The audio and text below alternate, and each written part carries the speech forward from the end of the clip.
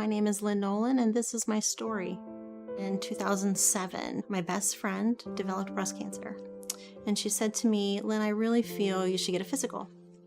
You haven't had one since your last baby was born. She hemmed and hawed, and I said, okay, I agreed I'd go. I started with my gynecologist, and he said, how are you feeling? I said, I'm feeling tired. I'm a mother of 5. I work full time. I take call. He said, well, get some labs. I'll call you in a couple days. He told me that I needed to see a nephrologist right away.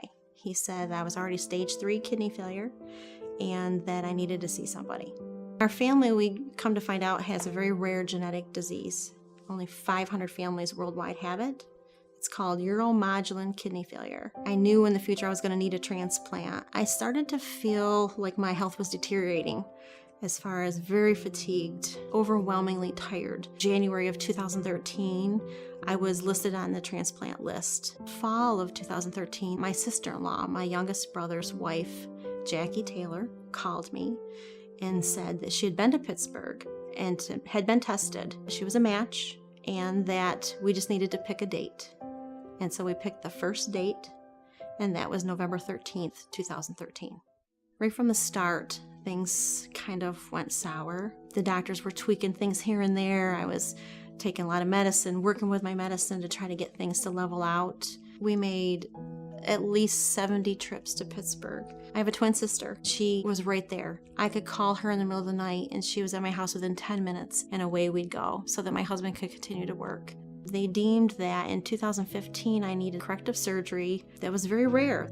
They had only performed it a couple times, so it caused a lot of anxiety, but I had faith that they would correct it and it would be fine. It came with rejection.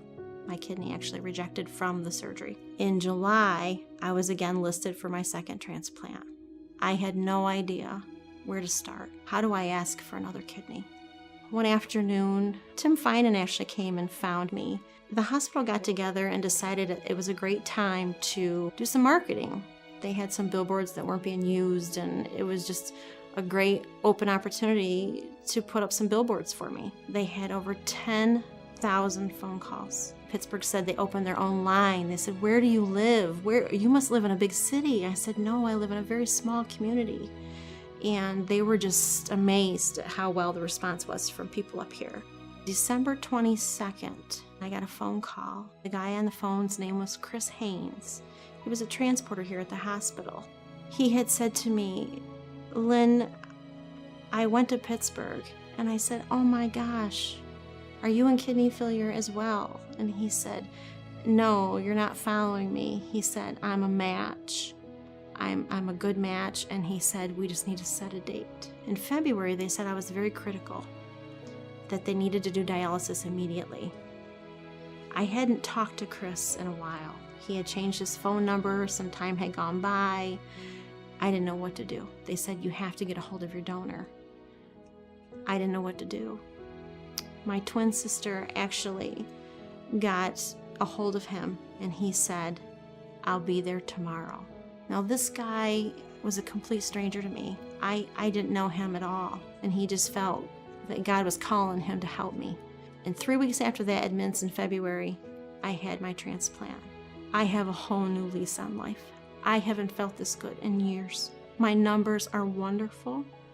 I feel amazing. I feel like a whole new person. And I am so forever grateful for Olean General, Tim Finan, the marketing department. I can never repay them for what they've done. They've saved my life. They've given me a new lease on life. But that's not the end of my story. I had just come back to work. I was feeling really good, and I get this phone call out of the blue. It was my husband's plant where he works in Port Allegany. They said he had an episode of numbness on his right side. He told him I worked at Olean General, and that's where he wanted to go. I was thinking a mini stroke. We're gonna get him some medicine, get his blood pressure under control. Within 10 minutes of being in the emergency room, he was diagnosed with a very large brain tumor. Let me tell you, that was far worse than what I had been through. The unknown is so scary. But I had reassurance. I had family here at Olean General. They helped me through one of the worst days of my life. Within 15 minutes, the ER doctor come in and he says, where do you need to go? Where do you want to go? Well, I had no clue. I was devastated. Dr. Katari, he's a cardiologist here at Olean General. I've worked with him for many years, and I really trusted his opinion and his judgment on where we should go. I told him what happened, and he said, let me make some phone calls and I'll take care of it.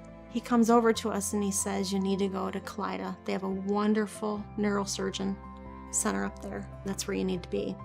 Within an hour or two, we were transferred up there. He had a craniotomy surgery. He had a plate put in his head. It was a benign tumor, thank the Lord. He had one treatment of the Gamma knife at Roswell. He's doing amazingly well. For a small community hospital, I cannot thank you enough for what you've done for my family. It is overwhelming, the love and support that we've received from this community and from the Olean General employees and administration. Just know in my heart I will be forever grateful. And I can't wait to see what life has in store for us.